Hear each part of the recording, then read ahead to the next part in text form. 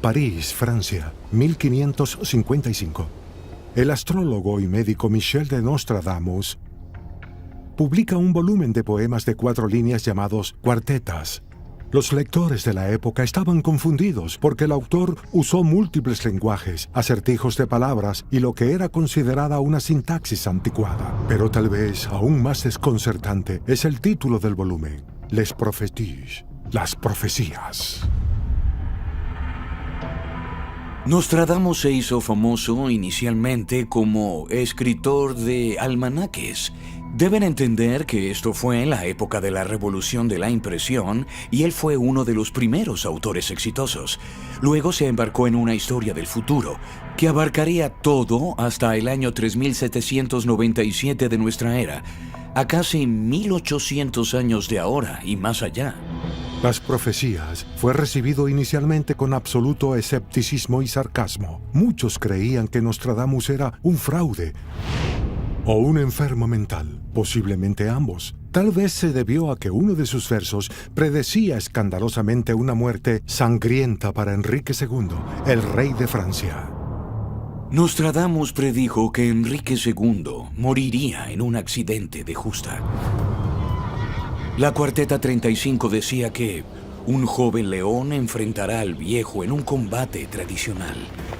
Será perforado a través de una jaula dorada. 2 heridas convertidas en una. La justa ocurrió exactamente como la predijo. Ambos hombres tenían leones en sus escudos.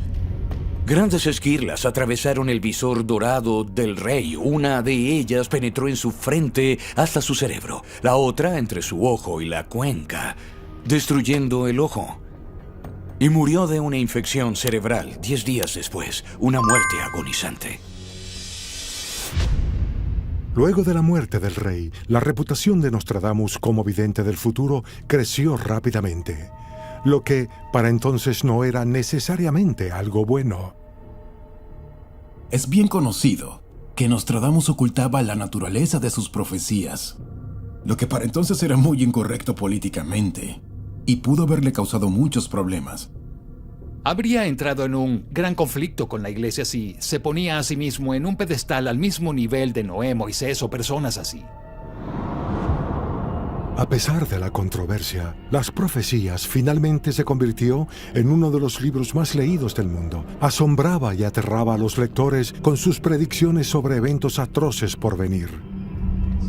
¿Es posible que Nostradamus recibiese sus visiones proféticas porque estaba en contacto con un poder superior? Es una teoría interesante y podría ayudar a explicar cómo Nostradamus logró ver y conocer cosas que no sucederían por siglos, cosas sobre las que intentaba advertirnos. 1942. Con la Segunda Guerra Mundial creando caos en toda Europa y el Pacífico, no solo las últimas noticias del frente llegaban a los titulares, sino también Nostradamus y sus profecías, centradas en el ascenso de un hombre llamado Hister.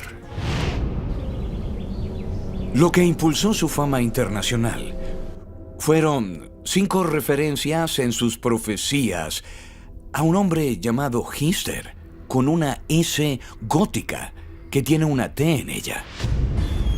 Otro impulso, tal vez, en su obra. Hister es el nombre antiguo del río Danubio. Adolfo Hitler creció en el río Danubio. Nostradamus tenía el patrón de usar un lugar como una persona. El río es un código, y las cosas que se dicen en otras partes de la profecía indican que es un hombre. El hombre que es llamado el capitán de la Alemania Grande. ¿Es posible que Nostradamus predijese el ascenso de uno de los hombres más malignos de la historia? Según muchos que han estudiado estas cuartetas, la respuesta es sí, y señalan como evidencia otras cosas que previó, cosas que una persona que vivió y murió en el siglo XVI nunca habría podido saber que existirían algún día.